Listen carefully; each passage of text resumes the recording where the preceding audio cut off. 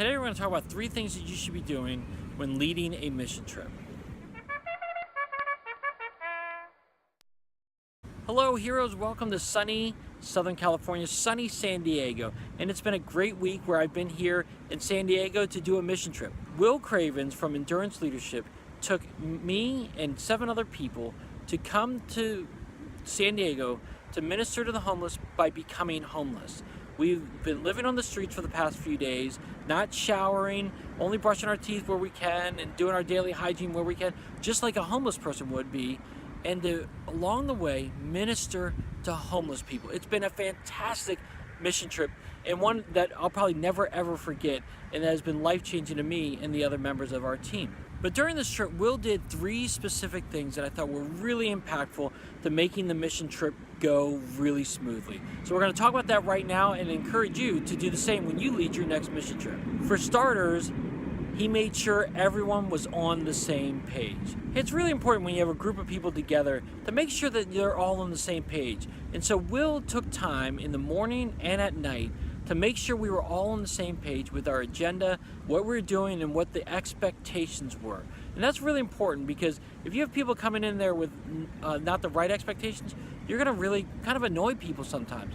So make sure that you are communicating properly and setting people up with the right expectations by communicating regularly with your team. The second thing is to be flexible.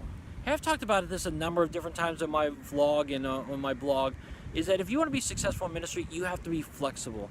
And what Will did so well is that he allowed God to move him. He didn't have a set agenda of what he needed to do or what he wanted to do, but he allowed God to move him and the team. And he preached and talked about constantly about us being flexible with the day, not to get set in on plans or our own agendas, but allow God to work in it. So again, be flexible. And 3 is to follow up with an action plan. Hey, when you do a mission trip, it's awesome and people are inspired and encouraged to do other things, but to make sure you challenge people to take action now that we're going home and into our real worlds. Because in a mission trip, you're in a different world, you live differently, you act differently. Well, now you have to go home. How are you going to take what you learned in your mission trip and apply it to your everyday life? Make sure your last day is where you process and make action steps for you to take home and in your regular life. All right, heroes, well, that wraps it up for what I learned on the mission trip and what I think you can apply in the next time you lead a mission trip. But I'm curious, what do you do on your mission trips to make sure that they're successful, not just during the trip, but also after the trip? Share below, or you simply tweet me at @TAPounder and share with me what you're learning and what you've done in your mission trip experiences. And as always, head over to ymsidekick.com. I've got a new podcast out, a new blog out, and again, a ton of fresh content coming out all week long at ymsidekick.com. And if you like this video, definitely go to YouTube and subscribe to it. All right, heroes, until next time, I hope you have a great week.